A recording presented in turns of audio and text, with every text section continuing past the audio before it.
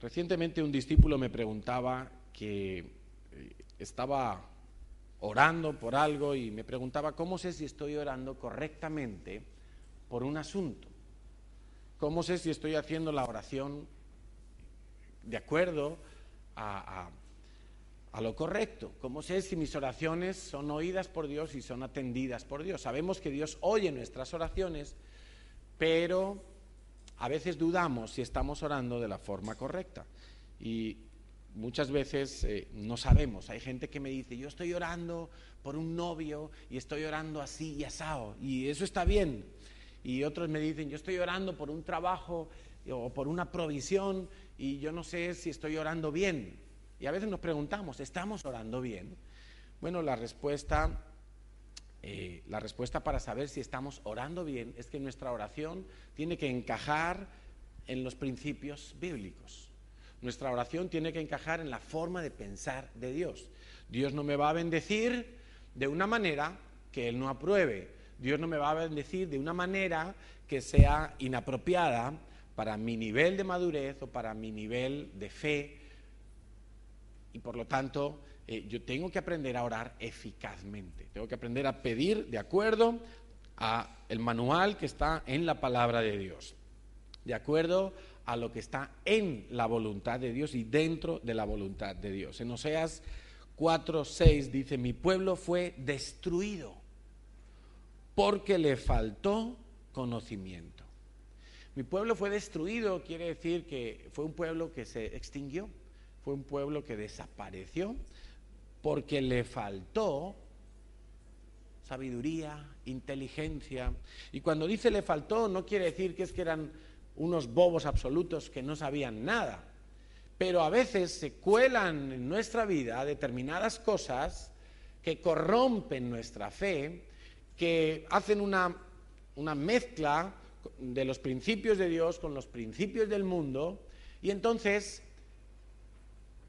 la cosa ya no funciona. Eso también es una falta de conocimiento, cuando el conocimiento se ha corrompido. Por cierto, que otra vez veo las banderas mal colocadas. La de España tiene que estar en el centro, y la de Cataluña y la de Israel a los lados. Yo no sé quién las cambia, pero si hay algún independentista por aquí, que hable conmigo al final. Que la solución no es esa.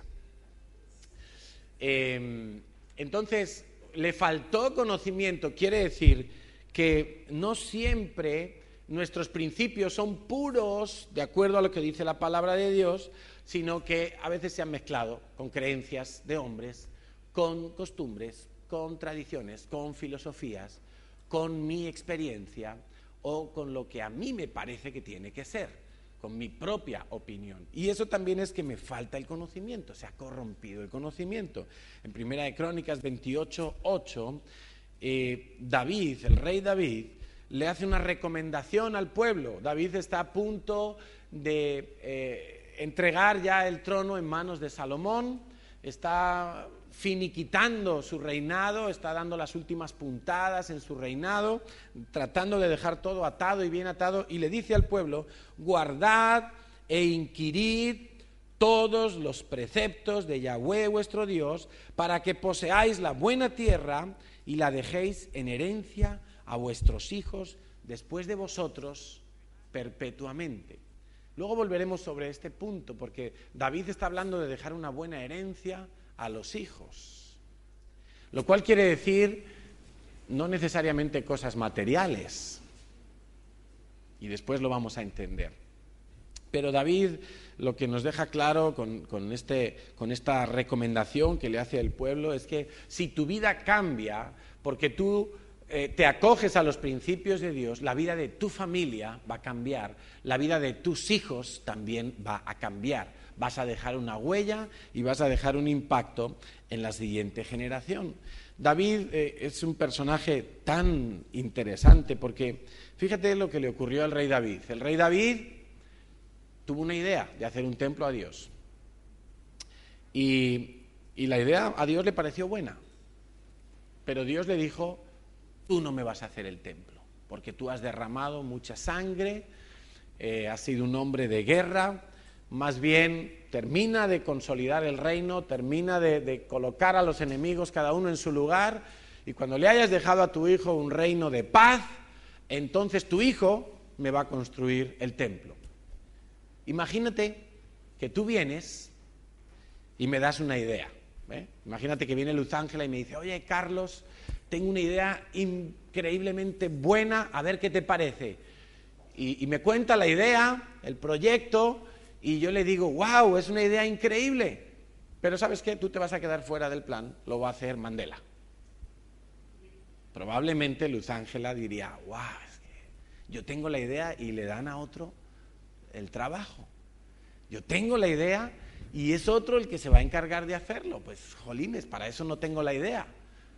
Que lo hubiera pensado el otro. Yo me exprimo el cerebro y es otro el que se lleva la fama. Porque el templo de Jerusalén se conocía como el templo de Salomón. Pero fue David el que tuvo la idea.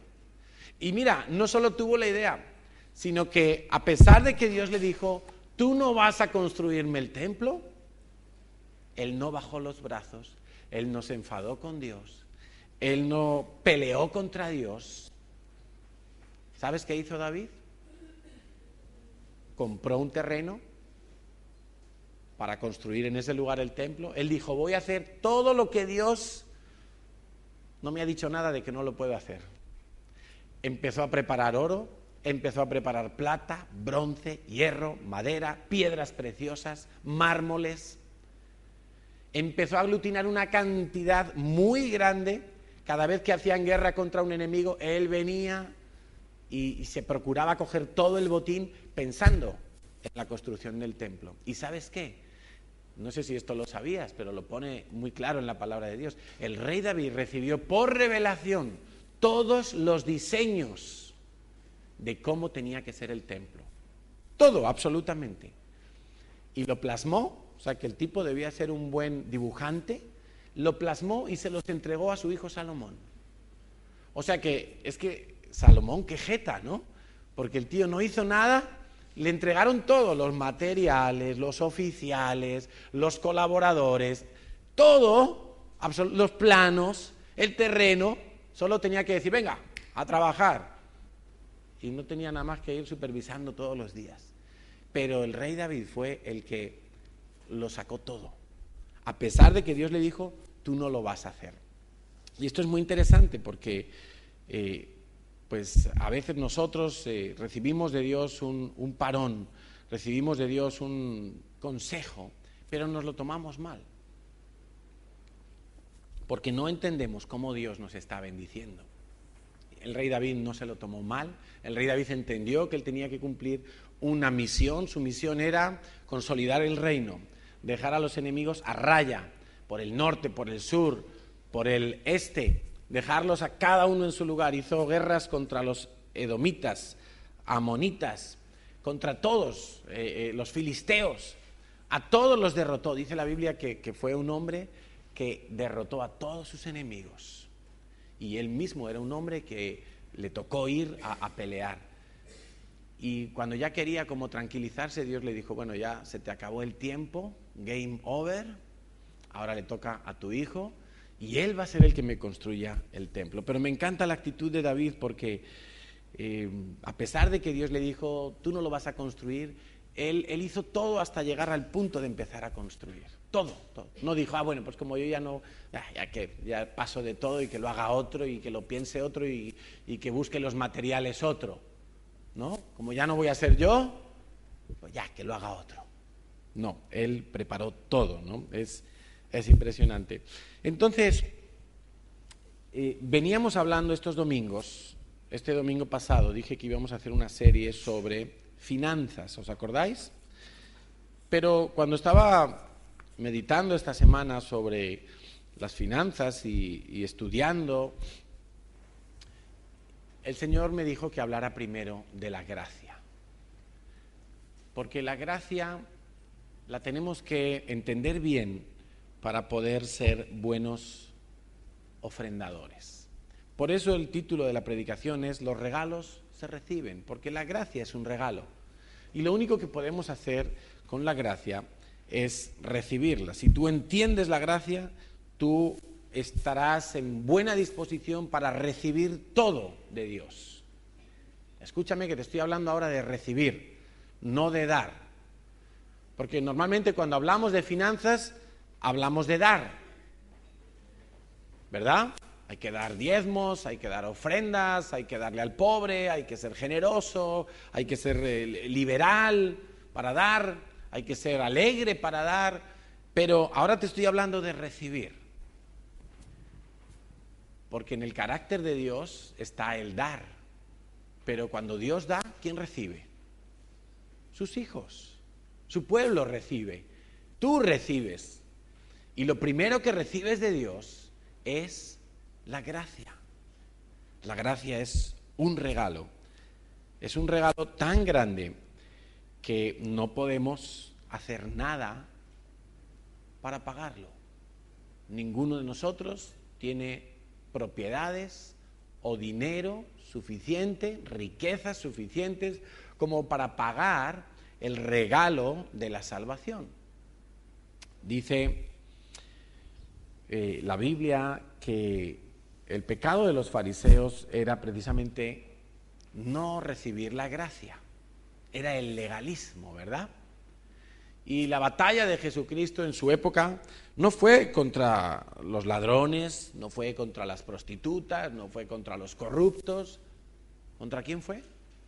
Contra los legalistas, contra los que no sabían recibir el regalo de Dios, de la salvación.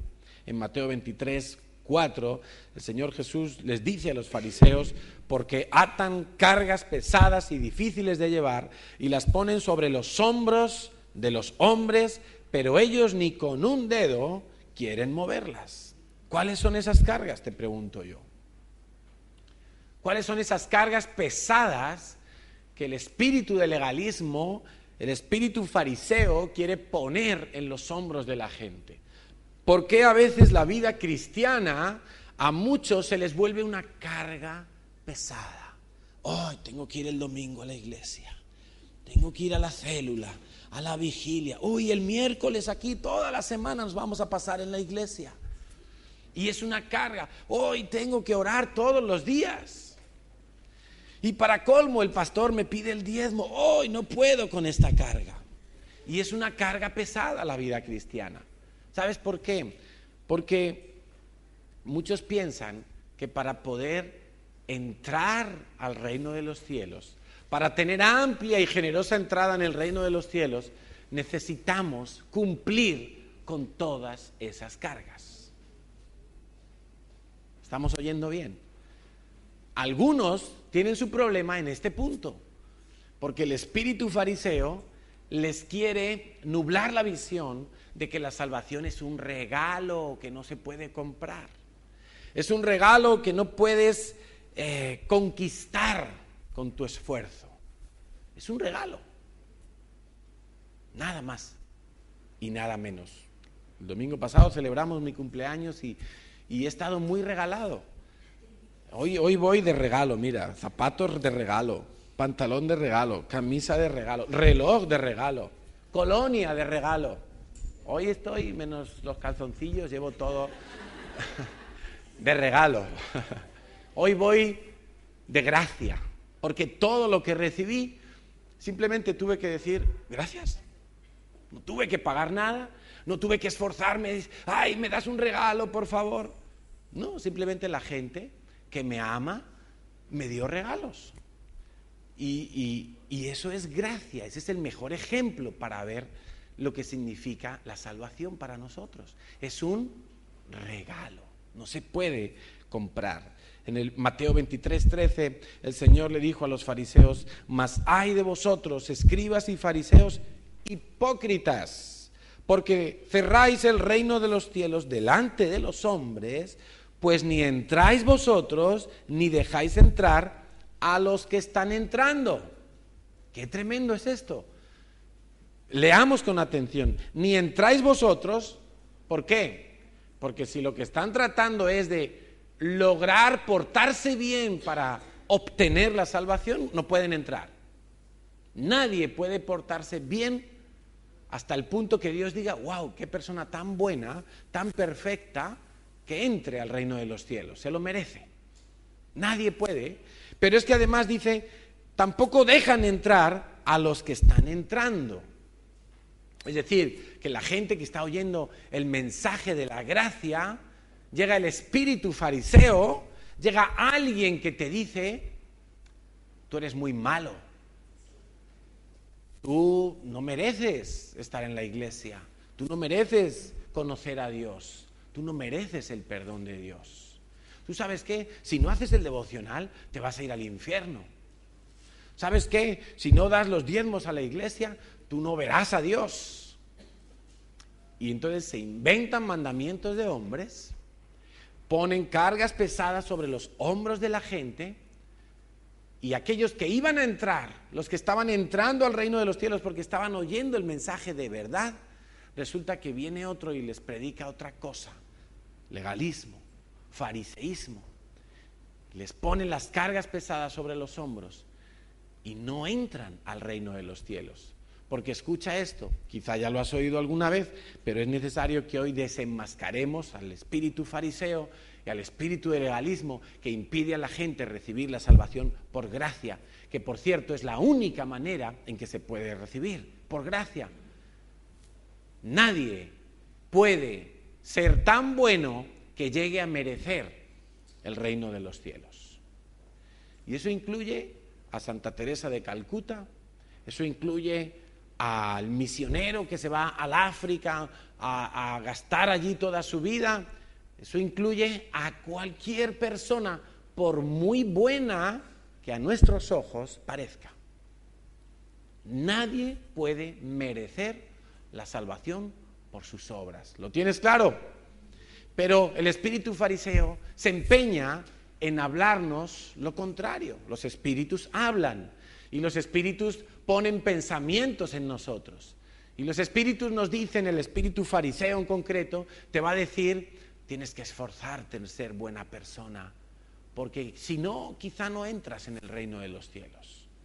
No vaya a ser que te quedes fuera. Eso es lo que te va a susurrar el espíritu fariseo. ¿Qué es el legalismo? El legalismo es aquel que piensa que tiene que añadir algo al sufrimiento y a la muerte de Jesucristo en la cruz para ganarse la entrada en el reino de los cielos. Es decir, el sacrificio de Cristo no fue suficiente. Yo debo añadir algo para completar mi salvación. Eso es legalismo. Por eso la gente a veces dice: sí, yo creo en Cristo, pero además hago esto y esto y esto. El pero además es legalismo y es falta de conocimiento, porque ya el conocimiento se ha corrompido, se ha mezclado con falsas creencias que no son la palabra de Dios, y por lo tanto esa persona perece en el infierno. ¿Por qué? Porque solo hay un camino, no hay varios caminos que llegan a Jesús. Yo no puedo ir andando por dos caminos a la vez, no puedo. Esto es algo que es un principio en la Biblia. O sea, si aceptas al Señor, tienes que desechar absolutamente todo lo demás. Absolutamente todo lo demás.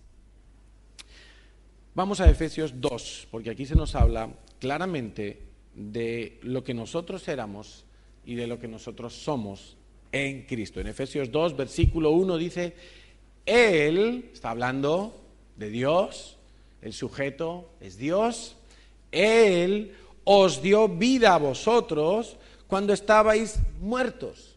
¿Sabes la palabra griega que se utiliza ahí para muerto? Es necros, es decir, cadáver. Muerte absoluta, donde no hay nada, ninguna posibilidad de vida, está necroso. Dice que Él os dio vida cuando estabais muertos en vuestros delitos y pecados. Esa era nuestra fotografía antes de conocer al Señor. Estábamos muertos. Tú estabas muerto, muerta en tus delitos y tus pecados. Esa es la situación en la que Cristo te encontró. La primera vez que a ti te predicaron el Evangelio, tú estabas muerto. Tu espíritu estaba absolutamente muerto. No había vida en él. No es que tú estabas ahí en coma, moribundo, tal, no, estabas muerto. No había ninguna posibilidad de relación con Dios. No importa si te echaron una agüita cuando naciste, no importa si ibas a un rito, a una misa, no importa si tenías un rosario colgado en la pared, no importa. Si tenías una imagen allí de una virgen en tu casa, nada de eso te había resucitado, nada de eso te había devuelto la vida. Tú estabas muerto cuando Cristo vino a tu encuentro. Dilo conmigo, yo estaba muerto, muerta, cuando Cristo vino a mi encuentro. El Señor vino a buscar a los enfermos. Por eso los fariseos que decían, yo estoy bien, yo cumplo toda la ley. Era mentira, pero ellos creían que la cumplían. O era mentira y ellos sabían que no la cumplían, pero querían hacer aparentar a todos que sí la cumplían. Los fariseos decían, yo estoy sano, no tengo necesidad de que nadie me sane, no tengo necesidad de que nadie perdone ningún pecado porque no tengo ningún pecado. Ellos pensaban de esa manera, pero la Biblia dice que todos nosotros estábamos muertos en nuestros delitos y pecados. Versículo 4, pero Dios, otra vez el sujeto, otra vez Dios que toma la iniciativa, pero Dios que es rico en misericordia, por su gran amor con que nos amó, aun estando nosotros muertos, otra vez lo repite para que se nos quede muy claro, que es que no estábamos nosotros buscando a Dios, es que no estábamos nosotros encaminados hacia Dios, que no, que estábamos muertos, que estábamos tirados, que estábamos allí en el pozo. No, yo no estaba tan mal, sí, porque estabas muerto en tus delitos y pecados. Eso es estar mal desde el punto de vista del reino de los cielos. Quizá para tu vecino no estabas mal, quizá para tus compañeros de trabajo tú lucías bien, tenías un buen coche o tenías una buena posición o tenías una familia, pero espiritualmente estabas muerto, y dice que aún estando nosotros muertos en pecados, nos dio. ¿Quién da? ¿Quién recibe? Nosotros. Dios da, yo recibo. Dios da la vida, yo recibo la vida. El que tiene al Hijo, tiene la vida. Es que es Dios el que da el primer paso. Es Dios el que ofrece, es Dios el que entrega. De tal manera amó Dios al mundo que dio a su Hijo. Yo quiero que esto se te quede grabado esta mañana, porque si tú sales hoy teniendo este principio claro en tu mente y en tu corazón, tu vida va a cambiar radicalmente. Tu forma de entender a Dios, tu forma de vivir para Dios, tu forma de ofrendar para Dios, tu forma de orar con Dios va a cambiar. Dios te amó y como te amó, dio vida juntamente con Cristo. Y la Biblia pone ahí entre paréntesis, por gracia sois salvos. Ahora analizaremos la palabra gracia. Sigue leyendo el 6. Y juntamente con Él nos resucitó y asimismo nos hizo sentar en los lugares celestiales con Cristo Jesús. 7. Para mostrar en los siglos venideros las abundantes riquezas de su gracia en su bondad para con nosotros.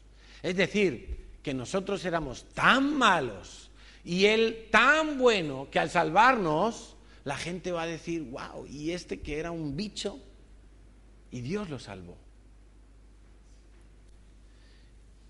Versículo 8, porque por gracia sois salvos por medio de la fe. Y esto no de vosotros, no de vosotros, no hay ningún mérito en ninguno de nosotros, ningún mérito, pues es un don. Ahí utiliza la palabra don, en griego quiere decir regalo, ofrenda. Escucha, ofrenda. La primera ofrenda la ha hecho Dios al dar a su Hijo. El otro día decíamos que Jesucristo es el diezmo de Dios, la primicia de Dios. Y aquí lo tienes otra vez. La primera ofrenda la hizo Dios, dando a su Hijo sus primicias. Pues es don de Dios, no por obras, para que nadie pueda decir, aquí estoy yo, lo he conseguido, me merezco entrar al reino de los cielos. No, no es por obras, porque recuerda lo que dice el mandamiento, Dios es fuerte y celoso y no comparte su gloria. O sea que cuando estemos en el cielo no podremos decir, Señor, aquí vengo, me he ganado entrar en el reino de los cielos, mía es la gloria. No, Señor, nadie podrá decir eso, sino que más bien cuando entremos al reino de los cielos tendremos que quedarnos pasmados y boquiabiertos al ver la gloria de Dios y decir, Señor, a ti sea toda la gloria.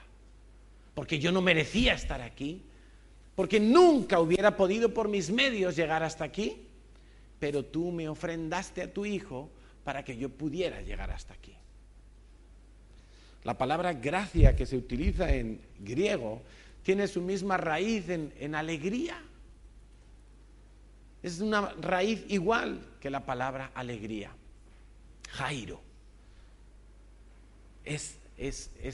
Para Dios es un placer haber entregado a su Hijo, aunque su Hijo tuviera que sufrir, aunque su Hijo tuviera que tomar la forma humana, siendo Dios, hacerse hombre. Y no solo eso, sino además de hacerse hombre, tener una muerte horrible, tener un padecimiento horrible. Para Dios eso era un placer. La ofrenda de Dios era una ofrenda dolorosa, pero a Dios le producía alegría. Era gracia de Dios derramándose sobre cada uno de nosotros. Es tan importante entender que la gracia es un regalo. Hay una ONG, creo que está radicada en Suiza o en Suecia, no sé, en los países nórdicos. Y creo que es de allí. En español se dice Solidaridad Cristiana Internacional. ¿Y sabes a qué se dedica esta ONG cristiana, evangélica, fundada por cristianos evangélicos? Se dedica a ir a los países donde todavía hoy hay esclavitud, como Sudán, y comprar esclavos por $100 aproximadamente. $100 por cabeza. Y compran lotes de esclavos con sus ingresos de ONG, y que me imagino que muchas serán simplemente ofrendas de la gente. Compran esclavos para dejarlos en libertad. Eso es gracia. ¿Tú crees que a uno de esos esclavos se le va a olvidar alguna vez quién lo liberó?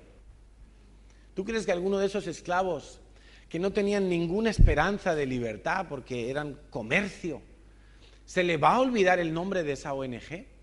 ¿Se le va a olvidar el nombre de la persona que la compró y le dijo, ¿sabes qué? Ahora vete, estás libre.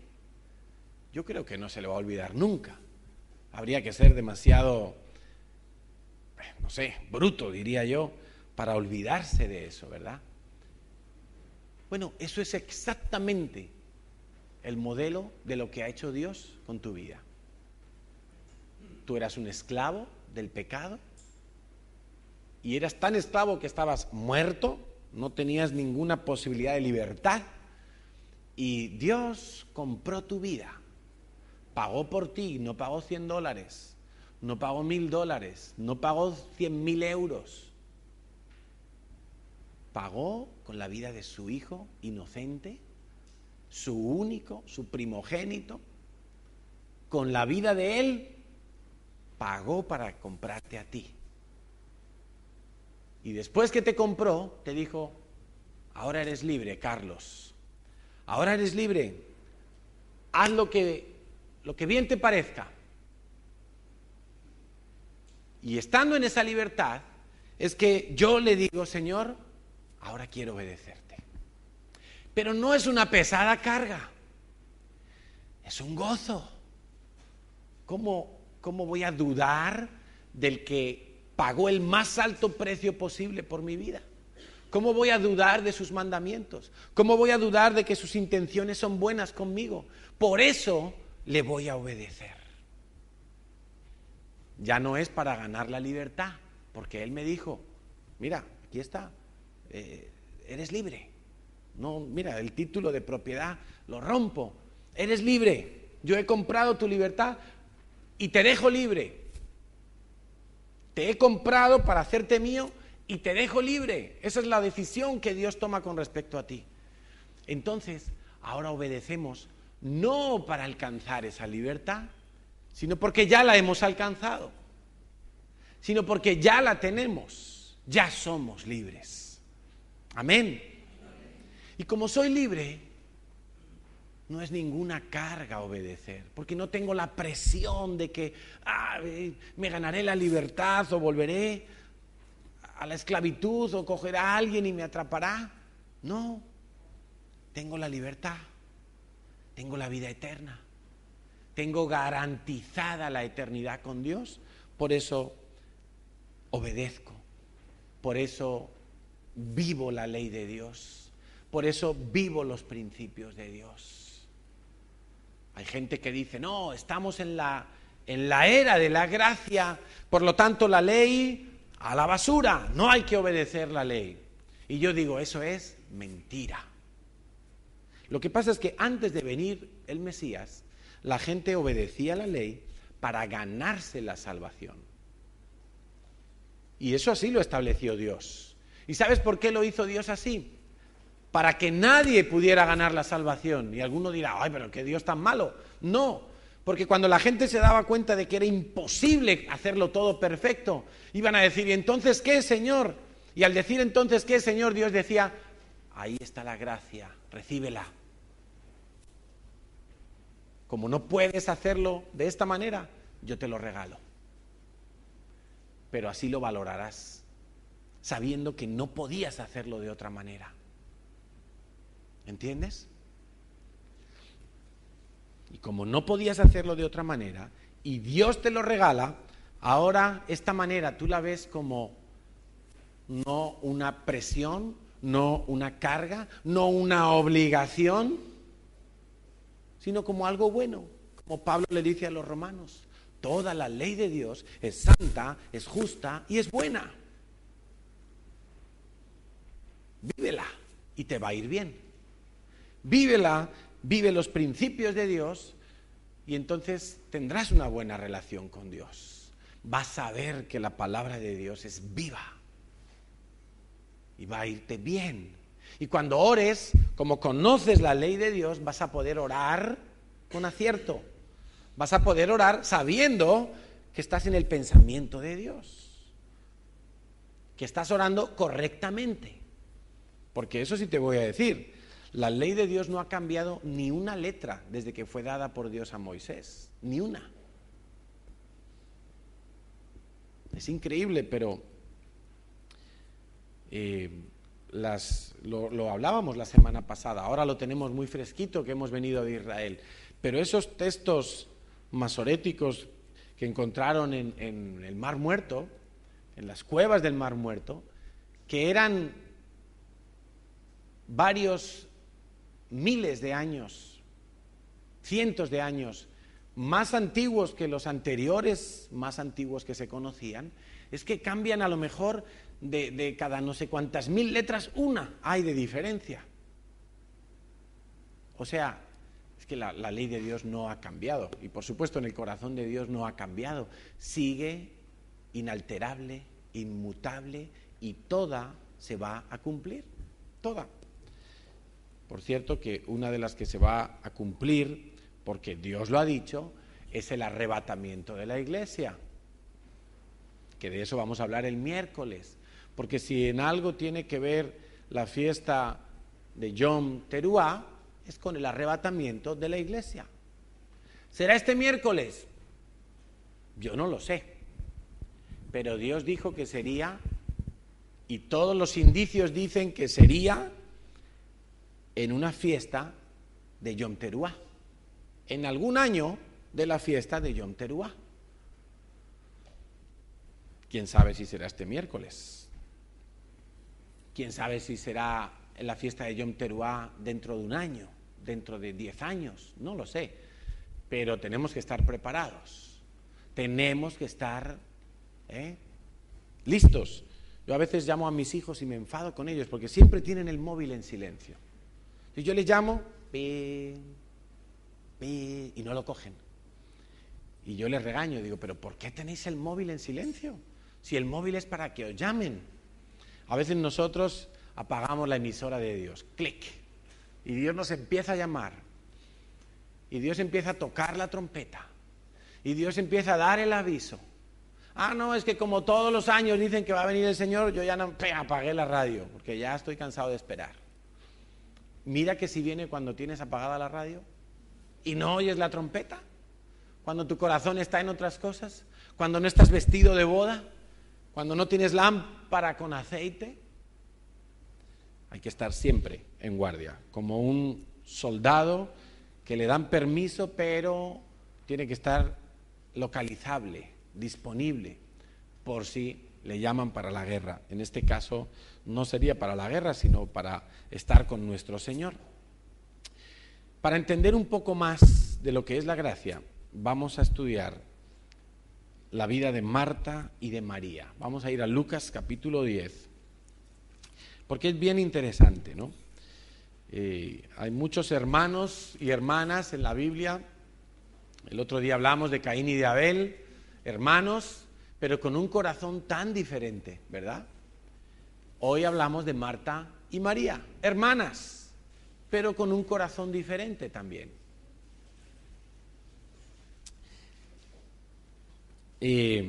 Ambas eran a su vez hermanas de Lázaro, vivían en Betania. Betania es una población que está a menos de 1 kilómetro de Jerusalén, muy cerquita de Jerusalén. Es prácticamente como si fuera un barrio de la periferia de Jerusalén, pero independiente. Lázaro, sabemos todos lo que pasó con Lázaro, ¿verdad? Lázaro era aquel que murió y cuando ya llevaba 4 días muerto, necros, dice la Biblia que incluso ya había mal olor. A lo mejor era verano y el cuerpo se había descompuesto antes y ya hasta olía mal el cadáver. Y Jesús llega y lo resucita y todo eso es un testimonio impresionante. La gente de Betania y de Jerusalén que habían venido al luto y al funeral de Lázaro, pues todos, es público y notorio que el Señor Jesucristo resucita a Lázaro.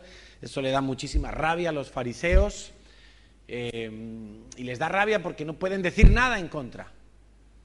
Y era una señal evidente. Entonces, ahí están Marta y María.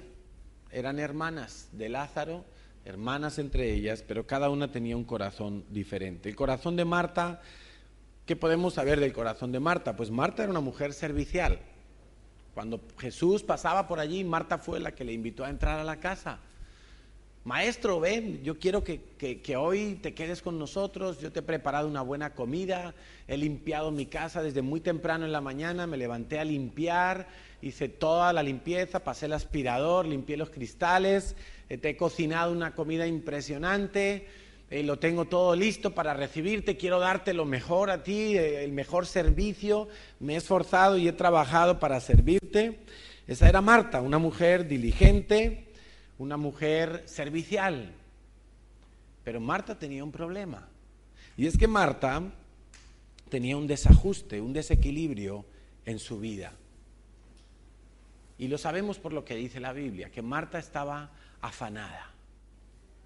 Y las personas afanadas son las personas que aman el dinero.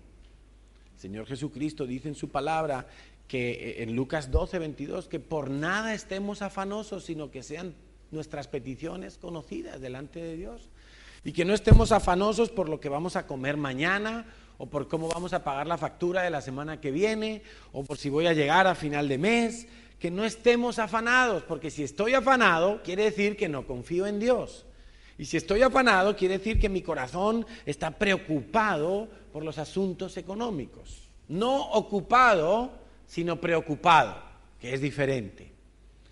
Porque sí hay que estar ocupado en los asuntos económicos, pero no preocupado, no intranquilo, no afanado por los asuntos económicos. Si la Biblia nos cuenta que Marta era una mujer afanada, y no solo afanada, sino turbada. Me puedo imaginar a Marta en medio de todos sus preparativos para recibir al Mesías en su casa y pensando, ay, la semana que viene tenemos que pagar el alquiler y qué le voy a decir al dueño de la casa porque no tengo dinero y de dónde lo voy a sacar, y me imagino que su mente estaba como una batidora.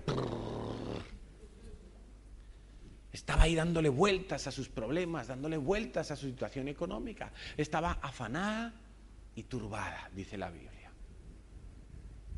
Y esa es la descripción de mucha gente hoy en día, de muchos cristianos también. Porque hay muchos que sirven a Dios, y sirven a Dios con sus oraciones, y sirven a Dios en la iglesia, y prestan su servicio, y ayudan a otros, y tienen discípulos, y sirven, y limpian, y participan, y se involucran, pero viven afanados y turbados, pensando en las cosas económicas, preocupándose porque no confían en Dios. Y seguramente no confían en Dios porque no han aprendido a recibir de gracia. Por lo tanto, tampoco pueden dar libremente porque no han aprendido primero a recibir. Porque si no recibes con un corazón limpio, no aprendes a dar con un corazón limpio. Y ese es el corazón de Marta. Una Marta enfocada en lo material, una Marta que amaba al Señor, que recibió al Mesías en su casa. Y la Biblia nos cuenta que al menos en 3 ocasiones, y seguro que fueron muchas más, yo creo que cuando Jesús iba a Jerusalén, las temporadas que pasaba en Jerusalén, viniendo desde la Galilea, no es un viaje corto, yo creo, personalmente creo, que la casa de Lázaro era como una base de operaciones, era su lugar de residencia en Jerusalén. ¿Por qué? Porque estaba a las afueritas, pero muy cerquita de Jerusalén, desde Betania al Monte de los Olivos, porque Betania estaba por detrás del Monte de los Olivos, seguramente en 1 hora o en 1 hora y media, 2 horas caminando ya estaba en el Monte de los Olivos, y de ahí ya estaba en todo Jerusalén, cerca del templo. Bueno, esa es mi creencia. Pero también tenemos el corazón de María. María, siendo hermana de Marta, tenía un corazón diferente. Y para eso, los que toman notas pueden anotar los pasajes de Lucas 7, 36 al 48, Lucas 10, del 38 al 42, Mateo 26, 7, Marcos 14, 3 y Juan 12, 3. En todos estos pasajes se nos relata diferentes matices de la misma historia. Y la historia es cuando Jesús entra en la casa del Mesías, entra en la casa de Lázaro, no entra en la casa de Lázaro, sino que hay un fariseo que invita al Mesías a comer a su casa. Un fariseo, acuérdate que los fariseos eran legalistas. Y seguramente invita a Jesús porque quiere entrar en un debate con él y llevarle a su terreno del legalismo. Recuerdo que Jesús a más de una persona le había dicho: tus pecados te son perdonados, ¿verdad? ¿Os acordáis? La mujer del flujo de sangre y otros a los que Jesús le dijo: tu fe te ha salvado, tus pecados han sido limpiados. Y claro, eso a los fariseos les ardía de rabia, porque ellos, legalistas, pensaban que para que los pecados pudieran ser perdonados, uno tenía que portarse bien, y uno tenía que hacer ciertos ritos y sacrificios y esfuerzos humanos. Y les irritaba mucho entonces que Jesucristo viniera con la gracia a predicar la gracia.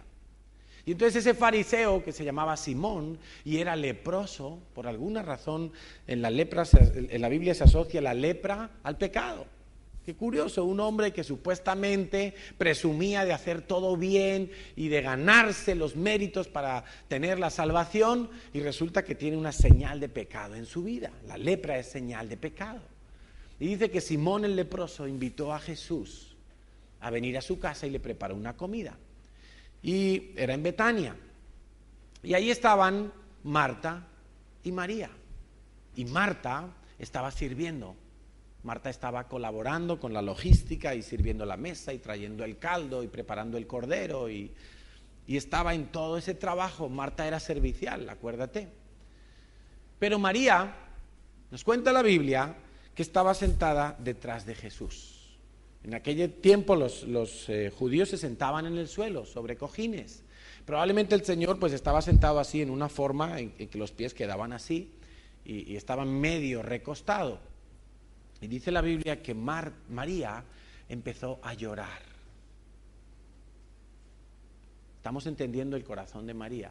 María tenía fama mala fama. Algunos teólogos piensan que María era prostituta o había sido prostituta. En cualquier caso, la Biblia nos dice que tenía mala reputación.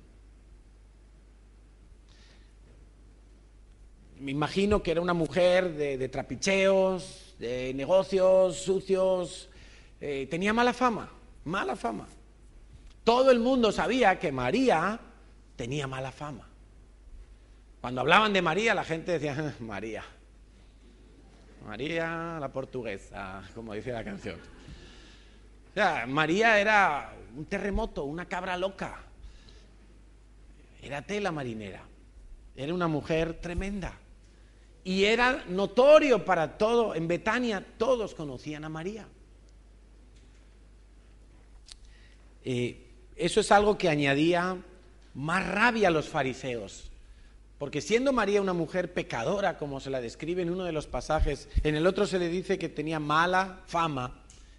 Jesús había resucitado a Lázaro, su hermano, en casa de unos pecadores tan bárbaros. Jesucristo había resucitado a una persona. Es que eso es la gracia. Eso es la gracia. Y María ya se había arrepentido de sus pecados. María era una mujer renovada. Y dice la Biblia que cuando entró el Señor, se sentó a comer, María estaba detrás y empezó a llorar. ¿Por qué lloraba María? ¿Lloraba de tristeza? ¿Lloraba porque sentía culpa?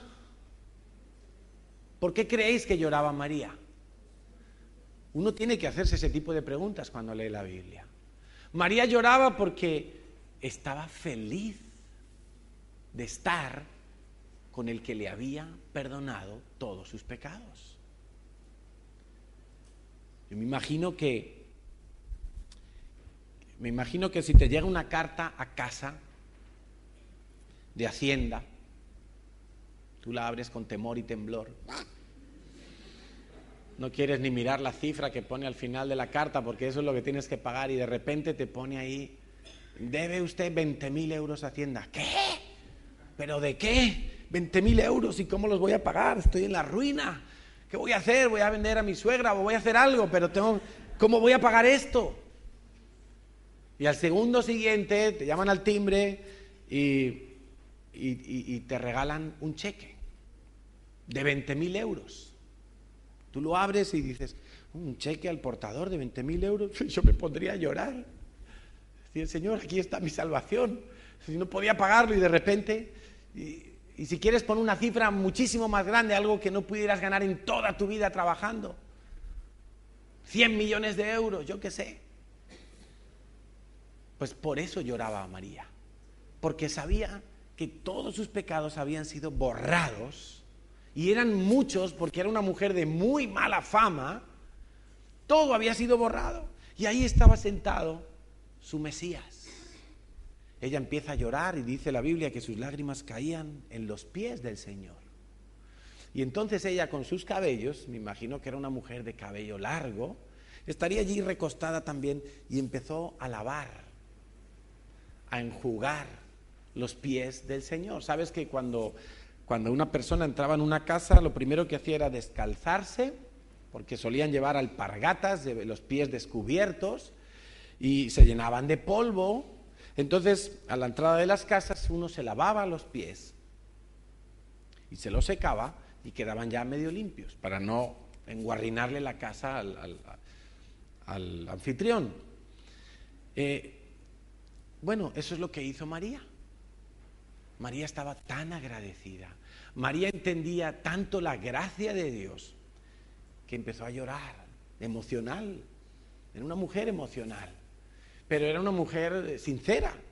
Y empezó con sus cabellos a limpiar los pies del Señor, porque el fariseo que había invitado a Jesús a comer no tenía buenas intenciones. El fariseo no le había dado agua para lavarse los pies al Señor. Eso era una señal de que tú vienes aquí a comer, pero prepárate que yo te tengo una emboscada.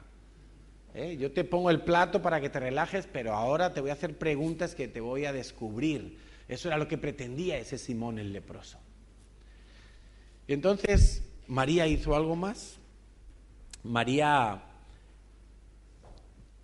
cogió un frasco de alabastro que contenía perfume carísimo, dice la Biblia. En otro de los evangelios dice que era de nardo puro, o sea, un perfume exquisito. Y dice la Biblia que era muy caro, muy costoso. ¿Y qué hace María? Lo derrama en la cabeza y en los pies del Señor. Unge al Señor. Imagínate, como había recibido la gracia salvadora, ella no tiene problema en ofrendar algo costosísimo, que por alguna razón el Evangelio dice que era un perfume muy caro. O sea, ella no estaba dando una botellita de agua. Un año de salario era el equivalente al precio de ese perfume. O sea, si tú ganas 1.000 euros, es como si de repente haces una ofrenda de 12.000 euros a la iglesia. Uno dice, 12.000 euros son todos mis ahorros, eso yo no lo doy. María estaba tan agradecida, había entendido que había sido un regalo para ella la salvación, que no le importó ungir al Señor. Ella estaba ahí, estaba en segundo plano, recuérdalo, estaba detrás del Señor, ella no estaba en la primera fila de la mesa, estaba detrás, calladita, llorando en silencio. Claro, cuando derramó el perfume, evidentemente todo el salón de esa casa se llenó de olor. Todo el mundo dijo, ¿qué ha pasado aquí? Y empezó a oler a nardo puro toda la habitación. Y entonces todos la empezaron a criticar. La criticaron los discípulos del Señor y especialmente, ¿sabéis quién? Judas. Porque Judas era codicioso. Judas era un hombre influenciado por el espíritu de Mamón. Porque habiendo sido utilizado por el Señor para hacer milagros, Judas hizo milagros. Habiendo sido alimentado por el Señor durante 3 años, que fue discípulo del Señor, vendió al Señor, no por fama, no por lugar, no por lograr un puesto en el Sanedrín de Jerusalén, no. Lo vendió por 30 monedas de plata, por dinero. Evidentemente Judas era un hombre movido por Mamón, al menos en esta etapa final del ministerio. Y como Judas manejaba la tesorería de Jesucristo, porque dice la Biblia que él era el que manejaba la bolsa donde recibían las ofrendas, él era el encargado de llevar la mochilita con el dinero, y dice la Biblia que él de ahí robaba, que si le regalaban al Señor 1.000 euros, él decía, a ver, me cojo 50 que nadie lo nota. Total, como el Señor me ha dado carta de libertad para manejar los dineros, pues como entra tanto, porque te digo una cosa, el Señor Jesucristo tenía discípulos ricos, tenía gente millonaria que le daba ofrendas, como José de Arimatea, como Nicodemo de los principales. O sea, eran discípulos de los que podríamos llamar secretos o discretos, pero que financiaban el ministerio de Jesucristo. Porque llevar 12 personas a cuestas todo el tiempo durante 3 años requería dinero. Hospedaje, comidas, ropa, requería dinero. Y esa gente había dejado a sus familias. Pedro era un empresario y lo dejó todo por seguir al Señor. ¿Cómo se iban a alimentar sus hijos? ¿Cómo se iban a alimentar su familia? Evidentemente el Señor les daba también para sus familias. El Señor no era pobre, como algunos nos han predicado, como algunos nos han hecho creer. El Señor no era pobre, lo que pasa es que no era ostentoso, que es diferente. Pero el Señor tenía todo lo que necesitaba y más. Y como había de sobra en la bolsa, pues Judas agarraba. Entonces cuando se dieron cuenta de que olía perfume porque esta mujer había roto el frasco y había echado el perfume en los pies y en la cabeza del Señor, dijeron, y especialmente Judas dijo: oye, ¿pero qué haces? Ese perfume vale muchísimo dinero, lo podíamos haber vendido y con lo que nos dieran dábamos de comer a unos cuantos pobres. Imagínate la mente de Judas. Pero él no estaba pensando en los pobres. Él estaba pensando, si aquí entran 12.000 euros, me puedo coger una buena tajada. En eso estaba pensando Judas, no en los pobres. Le importaban un pimiento los pobres, porque si le importaba un pimiento el Señor, imagínate los pobres. No le importaban en absoluto. Pero ese era el corazón de María, dar algo especial, dar algo mucho más allá de sus fuerzas, dar una ofrenda alucinante para su capacidad. También criticó el fariseo, el que había invitado a toda esa comida, también criticó lo que había hecho María. Y el Señor Jesús le regañó al fariseo, bueno, le pegó un corte, le dijo: mira, yo he entrado aquí y no me has dado ni agua para lavarme los pies, y esta mujer con sus lágrimas ha lavado mis pies. He entrado aquí y no me has ungido con aceite, porque eso es lo que se hacía con los maestros y con los rabinos, y esta mujer con su perfume me ha ungido. ¿Entiendes? Le dio un corte y le dijo: tú no digas nada porque no entiendes lo que esta mujer está haciendo. Y no lo entiendes porque tú eres un legalista y no quieres recibir la gracia. Por eso te parece algo tan fuera de lugar que esta mujer haya hecho una ofrenda tan grande. No lo entiendes porque eres un legalista. La gente legalista no es capaz de ofrendar con liberalidad. La gente que no entiende la gracia no es capaz de darle a Dios los diezmos y las ofrendas con un corazón generoso, libre y espléndido. Porque no han aprendido a recibir, no han aprendido a dar. Quiero leer especialmente, creo que es en el Evangelio de Juan, si no me equivoco, Juan 12. Una frase que dijo el Señor que es tan clara y tan contundente.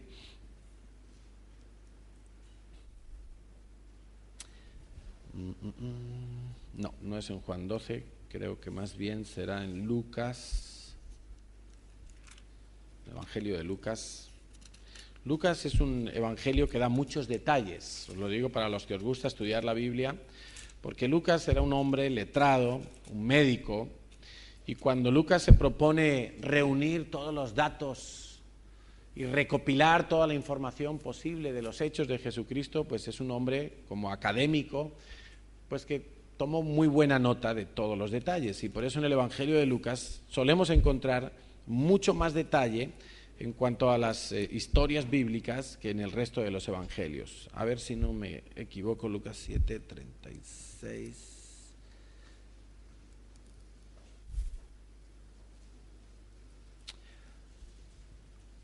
Estoy buscando donde dice al que mucho se le perdona, mucho ama. Sí.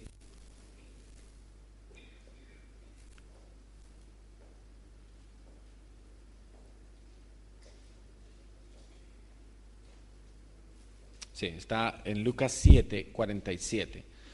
Cuando el Señor le regaña a este Simón fariseo porque está criticando lo que ha hecho María con el frasco de perfume, El Señor le dice a Simón, versículo 41, un acreedor tenía 2 deudores.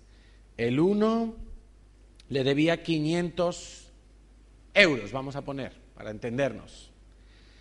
El otro le debía 50. Y no teniendo ellos con qué pagar la deuda, perdonó a los 2. Di pues, ¿cuál de ellos le amará más? Y Simón dijo, pienso que aquel a quien perdonó más. Y le dijo el Señor, rectamente has juzgado.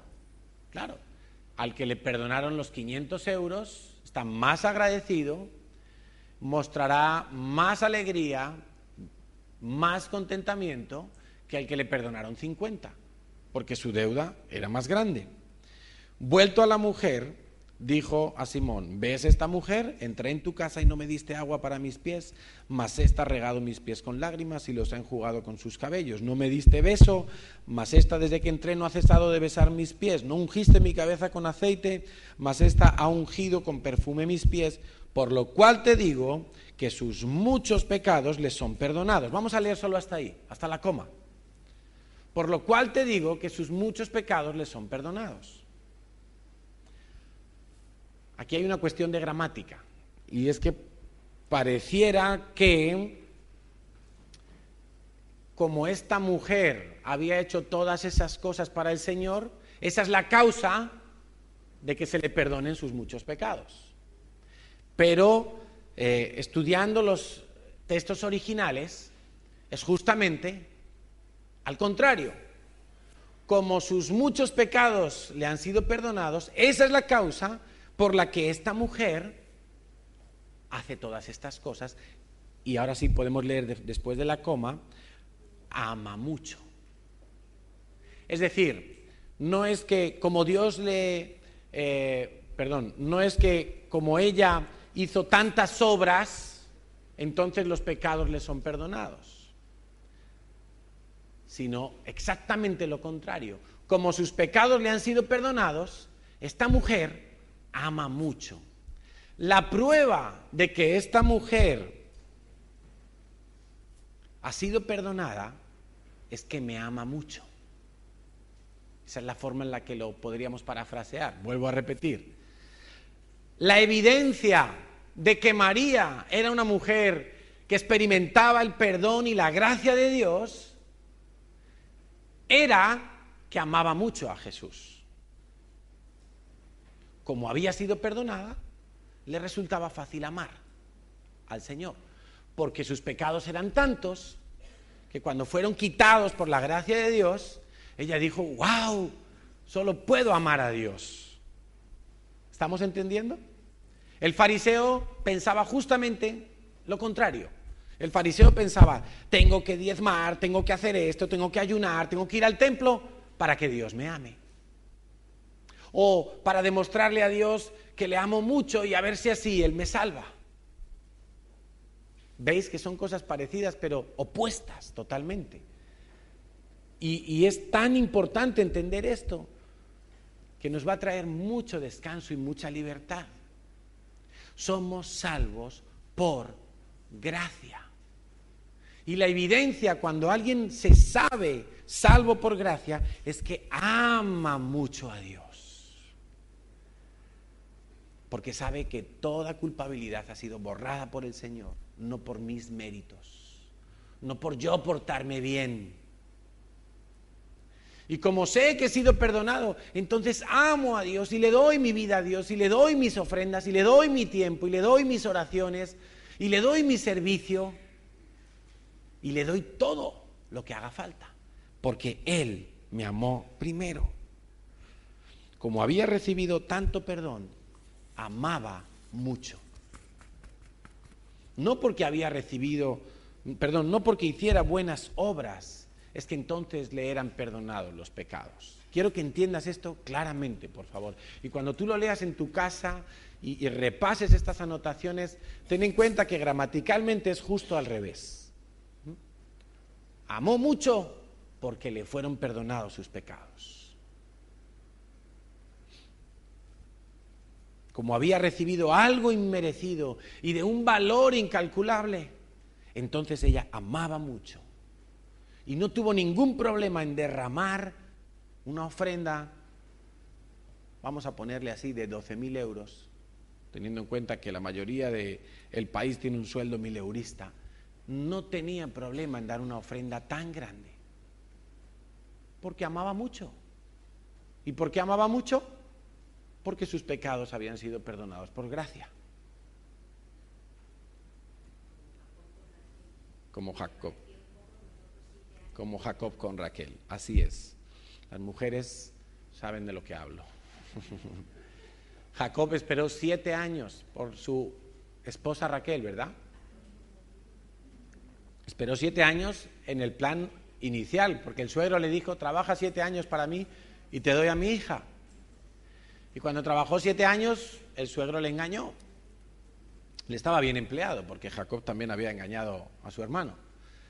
Y el suegro le dice, bueno, te doy primero la mayor, porque es que si no, la pobrecita no se me va a casar nunca. Trabájame otros 7 años y te daré la que a ti te gusta. Y trabajó otros 7 años, pero amaba tanto a Raquel que dice que le parecieron poco, 7 años. Jóvenes, que os queréis casar, 7 años. Se le pasaron rápido, porque amaba. Y como amaba, pudo esperar. Amén, dicen los jóvenes. Resumiendo ya y para terminar, la Biblia dice en Mateo 10:8, de gracia recibisteis, dad de gracia. Vuelvo a repetir, Mateo 10:8, de gracia recibiste. ¿Qué recibiste de gracia? ¿Qué has recibido de Dios? Lo más importante, la salvación. Pero ojo, hemos recibido muchas más cosas. Juntamente con la salvación hemos recibido muchas más cosas. Hemos recibido un lote de principios que al vivir aplicándolos vamos a tener todos los beneficios que están aquí descritos. Hemos recibido muchas más cosas. La salvación es para la vida venidera, pero los beneficios que hemos recibido para esta vida son incontables también, son muchísimos. Lo que recibiste de gracia, dalo de gracia, dalo de gracia, que no te cueste, regala salvación a los demás. ¿Y sabes qué? Si el principal propósito de una iglesia es predicar el evangelio hasta lo último, y dentro de poco vamos a tener de nuevo las ondas de la radio para predicar el evangelio hasta lo último, así hasta donde no podríamos llegar de otra manera, pero las ondas de la radio se van a meter en las casas hasta lo último. Entonces, cuando tú le das una ofrenda a Dios, cuando tú le das un diezmo a Dios y lo traes al alfolí, de acuerdo a la manera que Dios ha dicho que se tienen que hacer las cosas, tú estás ayudando a que se cumpla el evangelio y la misión de la iglesia de llevar el evangelio hasta lo último de Barcelona, hasta lo último de Cataluña. Piénsalo de esa manera, por favor, porque algunos piensan que darle a la iglesia es darle una cuota a la iglesia para yo poder pertenecer a la iglesia, para yo poder participar de alguna manera y ser parte de la iglesia, ser un miembro oficial de la iglesia. No se trata de eso. Se trata de que le des a Dios. Y evidentemente es a través de la iglesia, por supuesto. Pero también cuando tú le das de comer a un pobre, también le estás dando a Dios. No te olvides, también le estás dando a Dios. La Biblia dice que el que le da al pobre, ¿qué pasa? Le presta a Dios. Y si tú le prestas a Dios, ¿tú crees que Dios te lo va a devolver o no? ¿Dios es moroso? ¿Es incumplido? ¿Llega tarde? Nunca. Dios es fiel. Y si tú le das a un pobre, dice la Biblia que es lo mismo para Dios, es que le estás prestando a Él. Dios te lo va a devolver por algún lado. No te preocupes. No te preocupes de que Dios te lo devuelva, te lo va a devolver. No te hará falta pedírselo. No te hará falta mandarle cartas. Oye, que está llegando tarde. Como el banco, que nos fríe cuando llegamos un día tarde, ¿verdad? Y enseguida, ras, comisión al canto. Dios no llega tarde. No te preocupes de pedirle a Dios, porque va a llegar. Este verano he tenido un trato con Dios que me ha encantado, me ha gustado. Cuando estábamos en el verano allí en el redil, Dios me enseñó algo. Y cuando estaban hablando los temas sobre el dinero, sobre Mamón, y estaba predicándonos Emma y Quique, y Dios me habló algo. Y es que yo no había entendido bien recibir por gracia. Yo no me sentía culpable, no me sentía abandonado por Dios, pero no había terminado de entender totalmente el principio de la gracia. Y por eso hoy he hablado de la gracia. ¿Y sabes cómo me habló el Señor a mí? Yo siempre he contado como una experiencia positiva lo que mi padre hacía con nosotros en cuanto al dinero. Y es que aparte de darnos una paga semanal, mi padre siempre nos convencía de ganar dinero en casa haciendo faenas de la casa. Entonces mi padre me decía, lávame el coche y te doy 1000 pesetas, yo qué sé. Vamos a ir a por leña a la montaña y entonces te ganas otras tantas pesetas. Ayúdame con el jardín del chalet y entonces te doy tanto dinero. Entonces para mí eso era algo bueno, siempre fue algo bueno, porque cuando yo recibía ese dinerito, como lo había sudado, ya no me lo gastaba tontamente. Ya decía yo, a ver, pues me voy a comprar tal cosa, bueno, espérate, porque esto me ha costado mucho ganarlo, me lo voy a pensar bien, y como que administraba el dinero. Y para mí siempre fue algo bueno y positivo esa forma de hacer en la casa. Pero me di cuenta de que eso era un problema en mi relación con Dios. Porque cuando yo tenía que recibir algo de Dios, y ya no hablo de salvación, para mí la salvación desde el minuto 1 de mi conversión fue algo claro y nítido, por eso pienso que la salvación no se pierde. Si tú la tienes, si la tienes, no se pierde. Pero hablo de recibir regalos de Dios, de recibir cosas que Dios te quiere consentir. Para mí era un problema. ¿Por qué? Porque yo tenía grabado aquí que yo me tenía que esforzar, que yo tenía que sudar la camiseta para que ganarme esa extra de mi padre. Porque en mi casa siempre fue así. O sea, si mis amigos decían, vamos a esquiar una semana allí a los Pirineos, a los Alpes franceses y no sé qué, y claro, eso ya no me llegaba con la paga. Y yo le decía a mi padre, papá, es que me hace falta tanto y tal, y mi padre siempre se inventaba una faena. Siempre tenía algo listo ahí, bueno, pues mira, hay que pintar el garaje, hay que hacer no sé qué, hay que... Jolín, bueno, venga. Y uno como quería ir a ese viaje, pues lo hacía y mi padre soltaba luego. Pero no era como, papá, que vamos a ir a montar a caballo, toma hijo, ve a montar a caballo. No, había que ganárselo. Y cuando yo le pedía cosas a Dios, pues yo tenía eso en mi corazón, me lo tengo que ganar, me lo tengo que ganar. Tengo que esforzarme, tengo que demostrarle a Dios para que Dios me lo dé. Y yo le pedí perdón a Dios. Recuerdo que aquel día nos arrodillamos y vino tan claramente a mí ese pensamiento de que yo tenía una traba por la educación que había recibido en casa, que le pedí perdón a Dios. Le dije, Señor, yo quiero aprender a recibir tus regalos, quiero aprender a recibir de gracia, quiero aprender a ser un poquito sinvergüenza, a ser un poquito osado en pedirte cosas. Y sé que si tú quieres, me las vas a dar.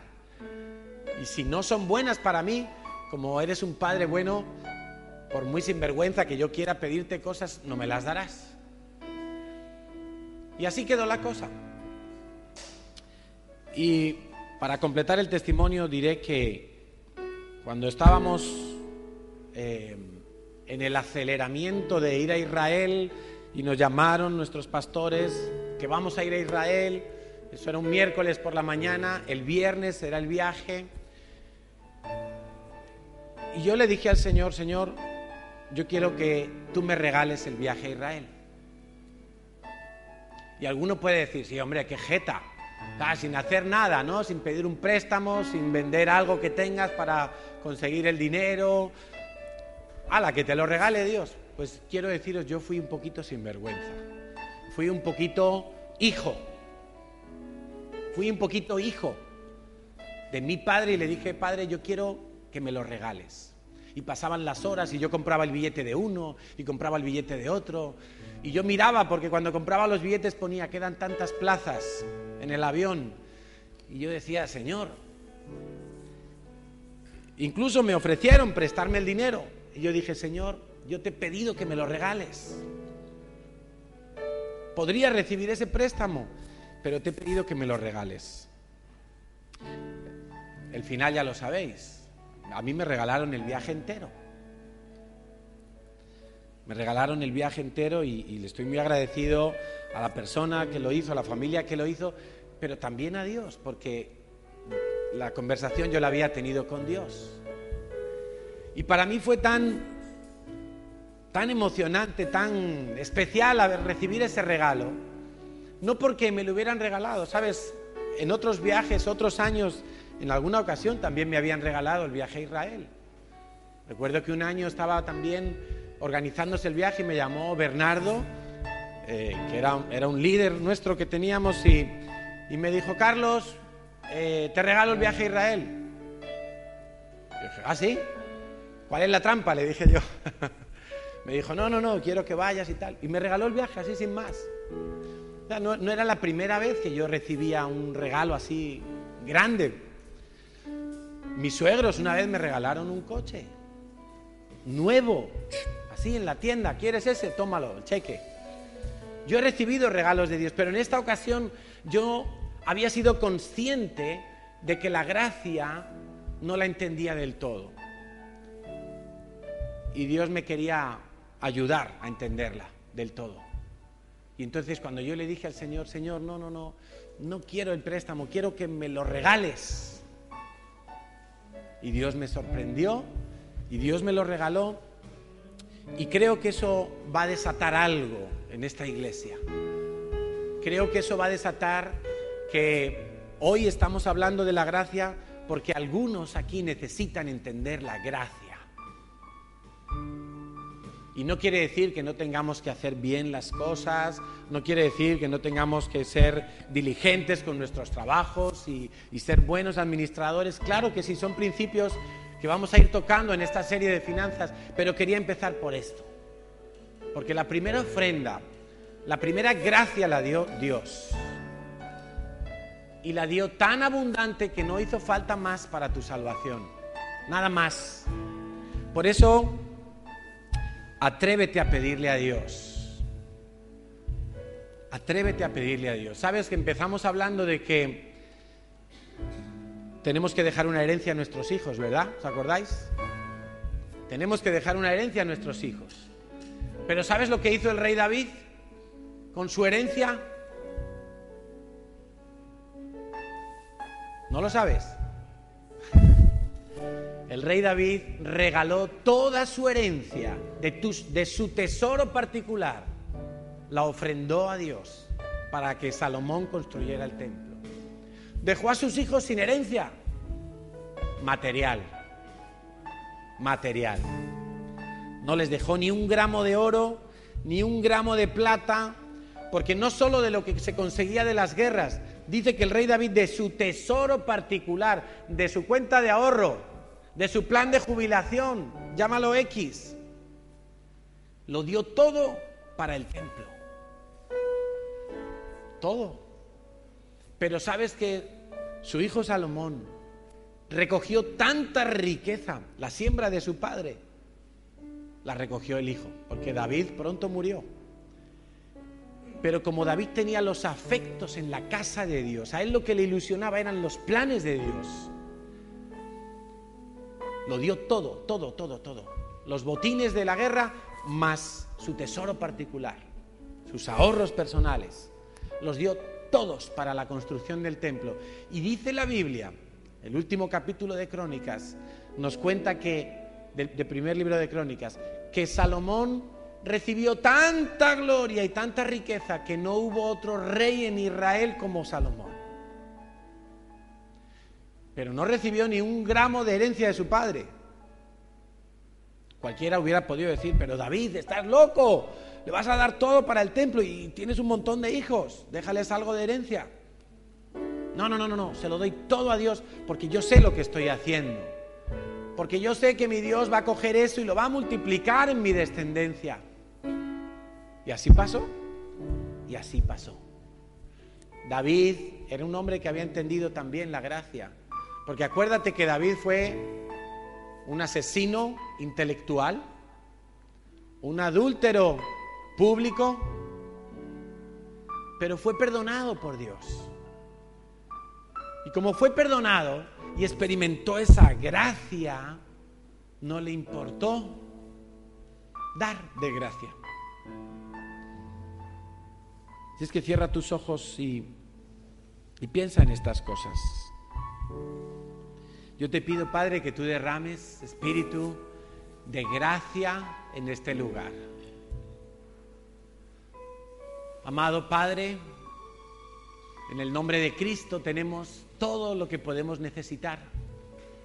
Su sacrificio fue tan grande, su sacrificio fue completo, suficiente, abundante, desbordante, que no necesitamos añadir nada a ese sacrificio.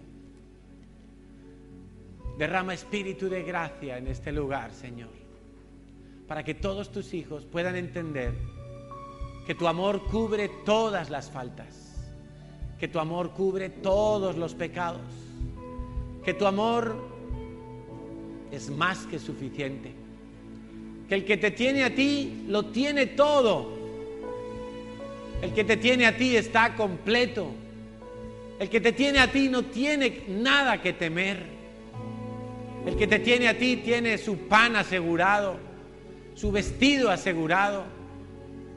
Si tenemos nuestra salvación asegurada, ¿cómo no tendremos también lo material, Señor? ¿Quién cuida de su esposa más que Cristo de la suya? Señor, derrama tu espíritu de gracia que acalle todo susurro de mamón, toda voz de mamón en tu pueblo. Espíritu de gracia, ven a mi vida. Dile al Señor, espíritu de gracia, ven a mi vida y lléname, Espíritu de Dios.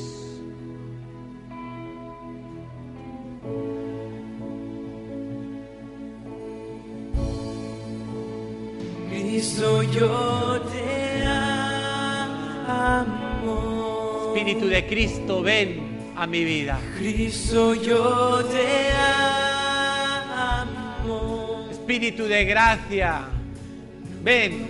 Nadie como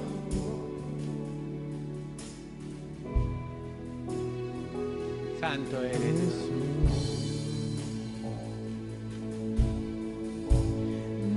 No sé dónde estuviera si yo a ti no te tuviera, Si no hubiera conocido, si no hubiera conocido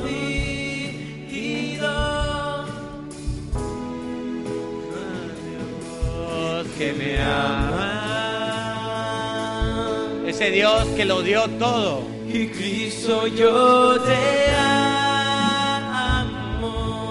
Cristo, yo te amo. Cristo, yo te amo. Santo, santo. Nadie como tú. Jesús. Jesús. Ven, Espíritu de Dios. Convence.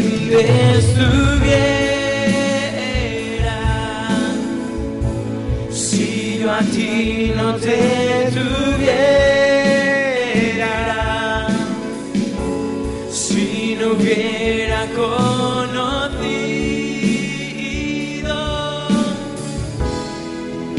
a Dios que me ama. Señor, yo te pido que en este lugar todos tus hijos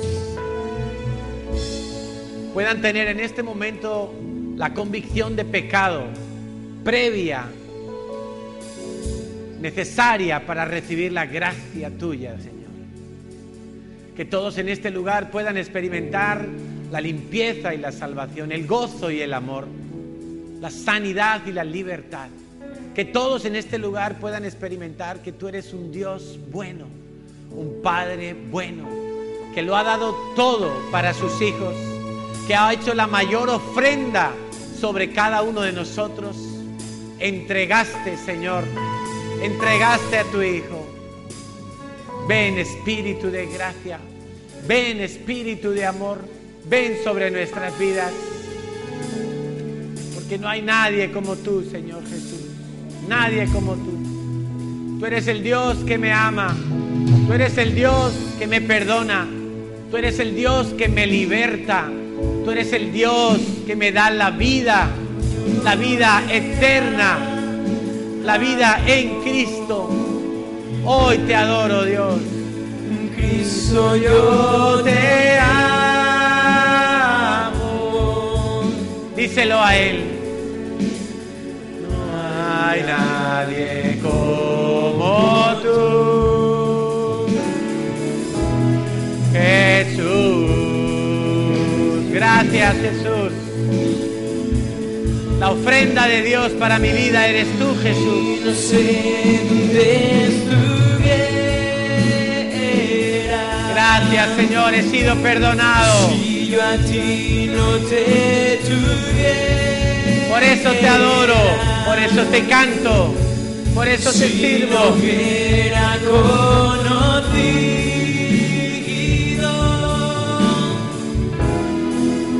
al Dios que me ama. Aleluya. Cristo, yo te amo. Te amamos, Señor. Cristo, yo te amo. No se oye.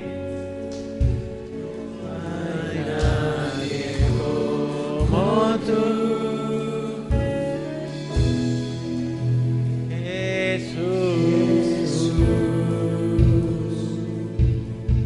Gracias, Jesús, gracias. Recibe toda la honra en el cielo, Señor. Recibe toda honra de nuestra parte, porque solo en ti confiamos, porque solo en ti vivimos, porque solo en ti somos. Todo lo que somos, todo lo que tenemos está en ti, Jesús.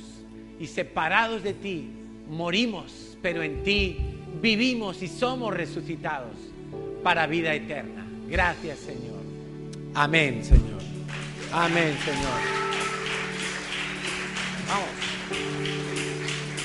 Vamos a terminar con alegría. Hoy una nueva oportunidad. Y el ayer es pasado, el mañana es futuro.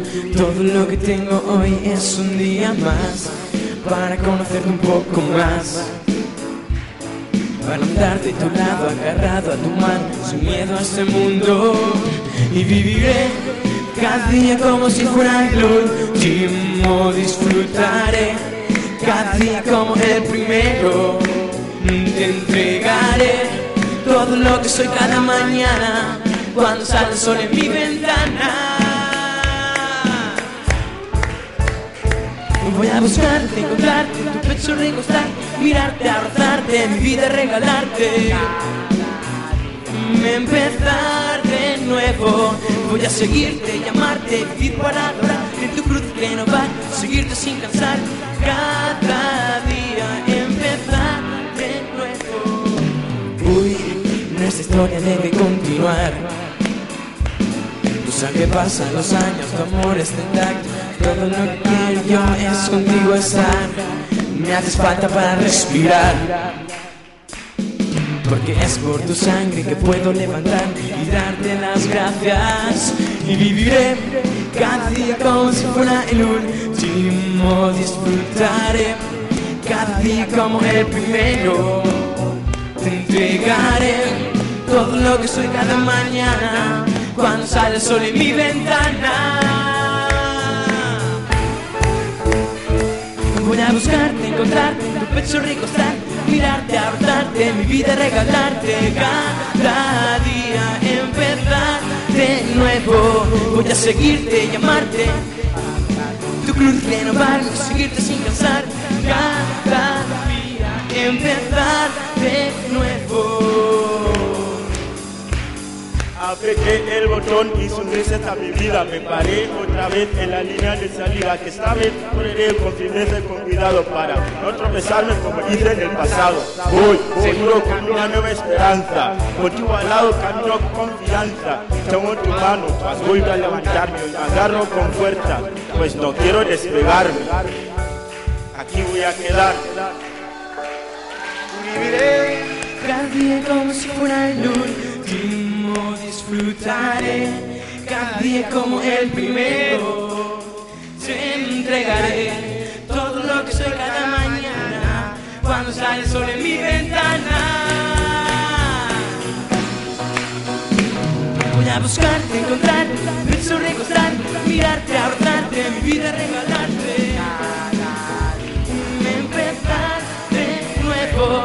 Voy a seguirte, llamarte, vivir para adorar, y tu cruz renovar, seguirte sin cansarme. Cada día empezar de nuevo.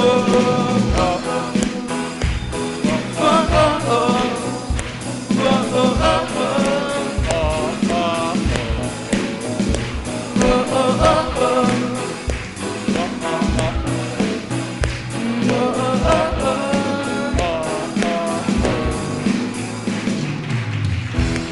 Gloria a Dios.